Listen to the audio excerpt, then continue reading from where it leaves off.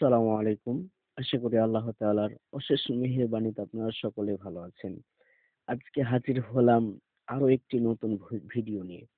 আজকে আমাদের আলোচনার বিষয় হচ্ছে এ লেটার বা বর্ণ আমরা কখন একারের মতো করে উচ্চারিত করব।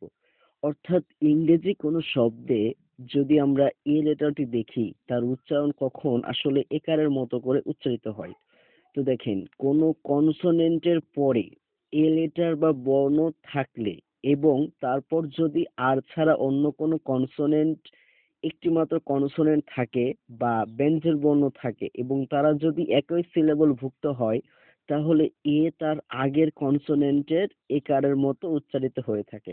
অর্থাৎ কোনো শব্দে এ লেটারের পরে যদি আর ব্যতীত অন্য কোনো কনসোনেন্ট থাকে, অর্থাৎ আর বাদে যতগুলো কনসোনেন্ট আছে যেমন M, N, B, C, D ইত্যাদি আরো অনেক কনসোনেন্ট আছে। এগুলো যদি একটি থাকে তাহলে আমরা উক্ত শব্দে এ বর্ণের উচ্চারণ আমরা একারের মতো করে উচ্চারিত করব। তো দেখেন উদাহরণ দেখলে বিষয়টি মনে হয় আরো সহজভাবে বোঝা যাবে।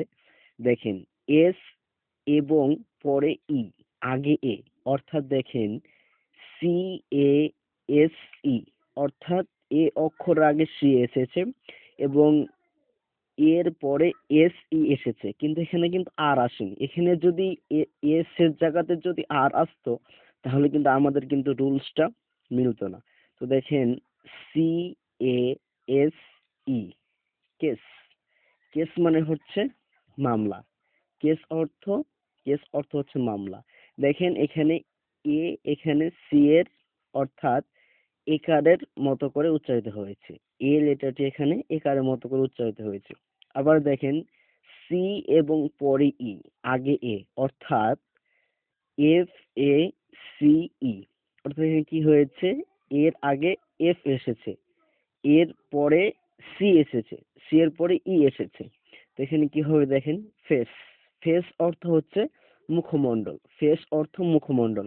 আমরা একটি সহজ রুল হয়তো অনেকেই জানি যে কোনো শব্দের যদি শেষে যদি ই থাকে তাহলে ই এর উচ্চারণ সাধারণত হয় না, ই এর উচ্চারণ আমরা করব না, ওটা ধরা পড়ে না।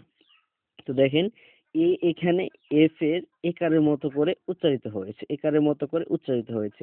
আরো যেমন অনেক উদাহরণ দেওয়া যায়, যেমন দেখেন যে সেম দেওয়া যায়, S A M E, same.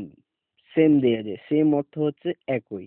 আরো এইভাবেই অনেক উদাহরণ দেওয়া যায়। তো আশা করি আপনারা সকলেই বুঝতে পেরেছেন যে আমরা এ লেটারটি কখন একারের মতো করে উচ্চারিত করব কোনো ইংরেজি শব্দ দেখা মাত্র। তো যদি ক্লাসটি আপনাদের একটু সামান্য যদি ভালো লেগে থাকে তো অবশ্যই ভিডিওটিকে একটি লাইক দিবেন এবং সাবস্ক্রাইব করে পাশে থাকবেন।